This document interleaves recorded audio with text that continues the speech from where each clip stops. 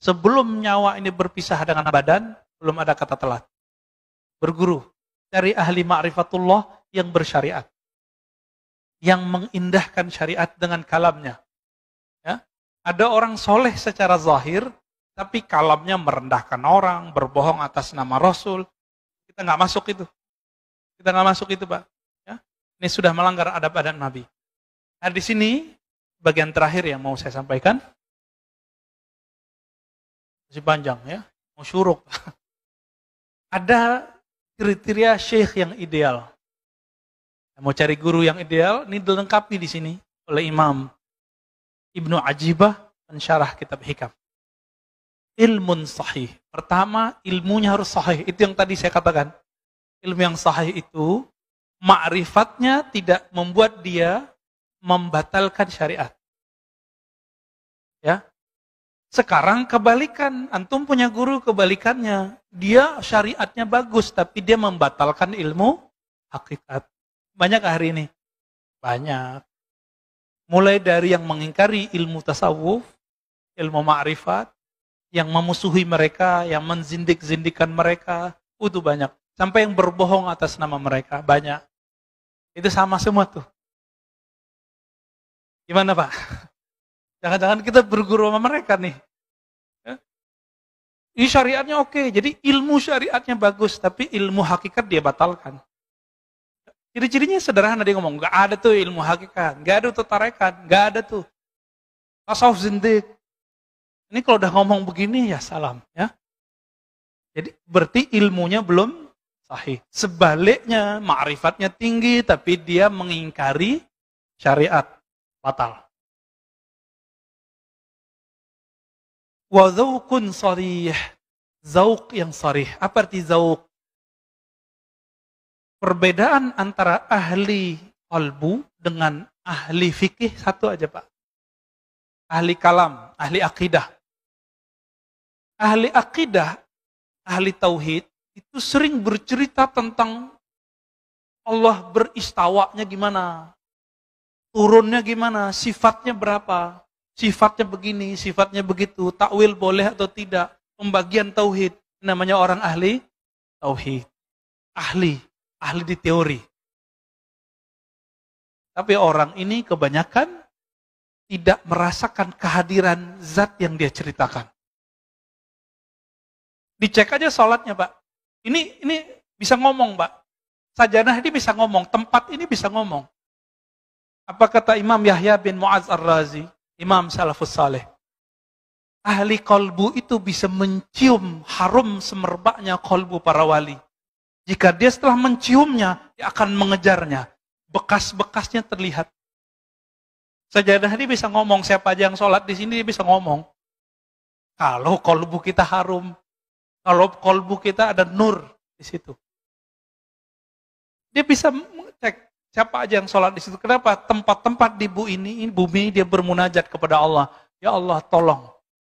Buatlah atau takdirkanlah orang yang menginjakku pagi ini, orang yang berzikir kepadamu. Jadi jangan sembarangan, Pak. Ini namanya apa nih, Pak? Lantai ini. Batu apa namanya? Marmer. Batu marmer itu, sebanyak ini batu marmer di dunia, ada yang jadi istana, ada yang di rumah, ada yang jadi masjid. Itu enggak sembarangan Allah pilih. Itu si batu dulu pernah berdoa tuh. Karena batu itu ada spiritnya. Makanya Nabi ketika bersandar ke satu tiang, tiangnya menangis saat Nabi pindah ke mimbar. Kenapa? Di dalam tiang itu ada spirit yang Allah tiupkan juga di situ. Lalu Nabi ngomong, kamu pilih di surga. Kalau dia di surga, maka dia dikeluarkan spiritnya dari si kayu, dia dikembalikan ke spirit aslinya. Atau engkau tetap menjadi sandaran ke dunia. Baru diam, Pak. Jadi Nabi itu berbicara ke tiang, dan itu terdengar oleh sahabat-sahabat. Nangisnya tiang itu. Zauqun sarih, zauq yang sarih, zauq yang jelas. Perbedaannya cuma satu. Ahli qalbu merasakan Allah, sedangkan ahli akidah menteorikan Allah. Nah, di bab teori ini banyaklah orang salah menyalahkan. Ya. Seorang ustadz mengatakan apa? Akidah Asy'ariyah, orang belajar sifat 20 sesat. Banyak, Pak. Alhamdulillah masjid ini beberapa tahun yang lalu sudah berhasil mengkat orang ini tidak ngajar lagi di sini. Tempat berjibaku juga ya. Alhamdulillah. Ya. Itu guru-guru Bapak semua di kampung dulu, kiai-kiai kita di kampung itu dianggap sesat sama dia. Dia minta ngaji di sini, tapi giliran pengajian kita dia nggak mau hadir. Ya kan? Nah, ini problem ini. Ini zauknya nggak sorry. Cerita tentang Allah, tapi nggak merasakan. Dalam sholatnya dia membayangkan dia mau ngomong apa. Menyiapkan materi mau diceramah apa. Orang-orang ini zauknya tidak sorry. Zauk yang sorry, lisannya membaca nama Allah, kalbunya merasakan yang punya nama. Disebut dengan zauk yang sorry. Jadi lisannya dibenarkan oleh kalbunya seiring dengan lisannya. Baru disebut zaukun sorry. Jadi enggak sandiwara. Ya banyak, saya udah ketemu banyak ahli zikir Pak, yang pura-pura nangis depan muridnya juga ada. Ya sebelum ketemu dia bahasa-bahasain dulu matanya. Kita lihat. Ya semenjak saat itu saya nggak mau lagi ikut kajian dia. Ya. Kita melihat kepalsuan-kepalsuan itu ada. Orang mengira ini kesalahan ahli zikir kalau tidak berguru atau berguru mentok ditinggalin gurunya. Dia kira puncak dari zikir nangis, enggak.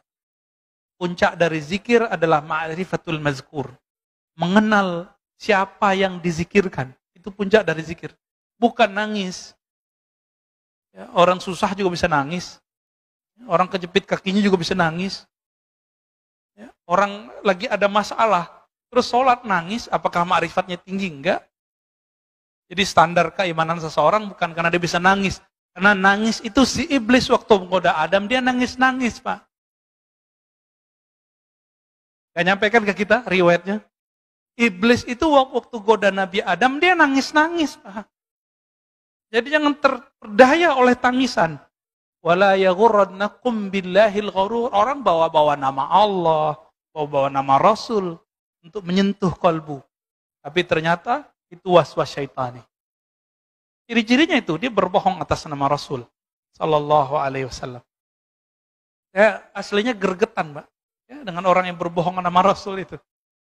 Cuma karena kita sudah dapat ilmu zikir, ilmu ma'rifat dari guru-guru kita, sudah kita nanggapinnya santai aja. Gak tega sebenarnya. Ya. Kalau ahli hadis yang asli, Kiai Ali Mustafa dulu, guru saya, itu ngisi di salah satu TV nasional. Ada seorang ustadz membacakan hadis itu dhaif jiddan, sangat lemah. Tapi populer. Ramadan awalnya rahmat, pertengahannya maghfirah, akhirnya itqu minan nar. Dibacakan oleh si ustadz ini, dia nggak sowan dulu sama kiai. Udah jelas ada kiai minta izin kayak nanya dulu, Pak Kiai ini saya mau bacain hadis ini, Bu. Sahih apa enggak? Main baca-baca hadis aja. Inilah rahasianya. Kenapa ahli hadis mengatakan Allah yuhadditsa bihadrati man huwa aula. Jangan kamu menyampaikan satu hadis berceramah, memberikan motivasi di depan orang yang lebih utama darimu. Kita tambahkan illa biizni, kecuali dengan izinnya, ridhonya. Bapak kalau lihat 2010 itu orang dibantai oleh Kiai Ali Mustafa Yakub. Ya. Langsung diambil mic ditanya, "Kamu tahu enggak ini hadis riwayat siapa?" Ini sahih apa enggak? Si ustadznya bilang sahih, saya enggak ingat ya. Dia bilang sahih, saya ingat itu. Dibantai habis-habisan. Ini hadis dhaif jiddan. Riwayat Imam Ibnu Huzaimah meragukan kualitas hadisnya. Ente sampaikan ke manusia. Tapi manajernya nggak berani marah sama Kiai Ali hadis. Udah galak duluan soalnya. Baik. Kemudian ada himmah aliyah. Si guru ini nggak boleh dia orangnya mudi. Tahu mudi nggak Pak? Mutan. Si guru ini karakter ketiganya semangatnya tinggi. Langsung sampai kepada Allah. Ciri-ciri orang begini, dia ini hatinya sensitif, tapi dia mengalah dengan hati yang sensitif itu untuk kepentingan jamaah muridnya. Jadi biarlah saya makan hati, yang penting jamaah saya nyampe kepada Allah. Bukan malah ngibulin jamaah. Ya. Dia mau berkorban untuk muridnya, berdoa untuk muridnya, siang malam dia mendoakan muridnya, melebihi dia mendoakan anaknya sendiri. Ini yang disebut himmah aliyah. Udah ketemu belum Pak guru begini? Mendoakan murid tiap hari. Orang tua aja cuma doain anaknya, biar dapat rezeki yang banyak. Mana orang tua berdoa, ya Allah, kumpulkan kami bersama keluarga kami, anak-anak kami di surga. Lapangkan rezekinya, masukkan dia ke surga. Jarang kan yang doa begitu? Rata-rata berizki. Kayaknya hidup rezeki doang. Kalau guru lebih dari itu, guru mendoakan, ya Allah mudahkan hidup murid-muridku. Kumpulkan kami bersama nabimu di surga. Guru Pak.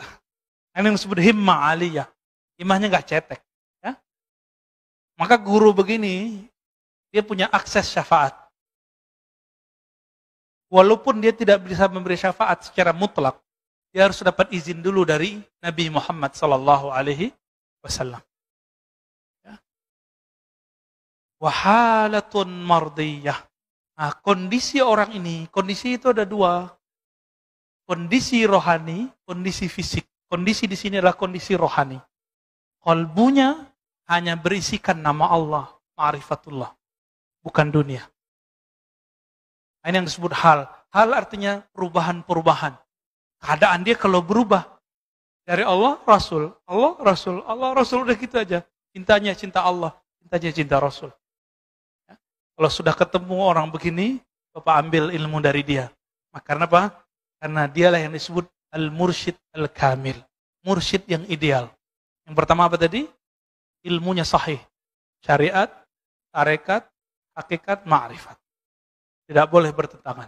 Yang kedua, apa yang kedua? Zaukun sarih. Dia lahir batinnya sama.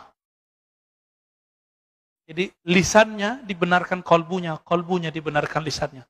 Yang ketiga, himmah aliyah. Semangatnya tinggi, tidak gampang futur. Yang gampang futur siapa? Futur ini don, mudi. Itu jamaah, murid. Tapi kalau guru nggak boleh futur. Ya, nggak boleh tersinggung dikit, kemudian nggak mau ngajar lagi, nggak. Ya. Yang keempat, Pak Mirwan senyum-senyum, kayaknya ada yang kena nih ya. Yang keempat, halnya mardiyah. Jadi dia kalau berubah, perubahannya selalu mengarah kepada ridha Allah Subhanahu wa Ta'ala. Semoga kita bertemu dengan mereka, semoga kita menjadi murid-murid mereka.